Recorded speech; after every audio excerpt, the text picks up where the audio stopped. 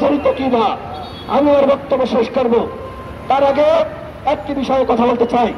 গতকাল 25শে জানুয়ারি ছিল একটি কালো দিন।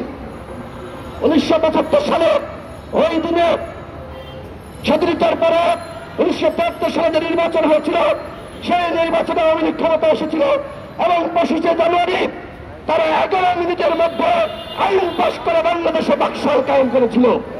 সেই বাকশাল বাংলাদেশের জনগণ মেনে নিয়েছিল। আওয়ামী লীগ স্বাধীনতার পর থেকে স্বৈরাচারের দল 96-তে হাতে তাজবি নিয়ে মাথায় হিজাব পরে মাথায় টুপি পরে জনগণের কাছে ক্ষমা চেয়ে নাকে খাট দিয়ে তারা বলেছিল আমরা অতীতের ভুল থেকে শিক্ষা নিয়ে আমরা বাংলাদেশ ভালোভাবে চালাতে চাই, আমাদেরকে ভোট দেন। বাংলাদেশের জনগণ তাদেরকে ভোট দিয়েছিল। বিনিময়ে কি পেল? বিনিময়ে তারা এখন বাকশাল টু বাংলাদেশে কায়েম করেছে। অর্থাৎ আওয়ামী লীগ কখনোই গণতান্ত্রিক দল ছিল না। আওয়ামী লীগ জন্মলগ্ন থেকে একটি স্বৈরাচারী দল। সুতরাং এই ভারতীয় স্বৈরাচারকে আমাদের হটাতে হবে। দেশের মানুষের ভাত এবং ভোটের অধিকার প্রতিষ্ঠা করতে হবে।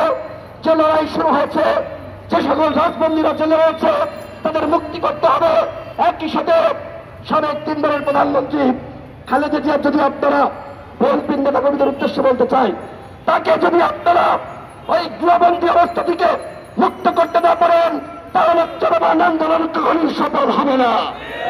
কারণ 90-তে এই খালেদা জিয়ার নেতৃত্বে রাজপথে আন্দোলন সফল হয়েছিল। আমরা দেখছি এই 15 বছরে এখনো পর্যন্ত বিএনপি যে আন্দোলনের নেতৃত্ব দিচ্ছে সেই আন্দোলন এখনো পর্যন্ত সফল হয় নাই।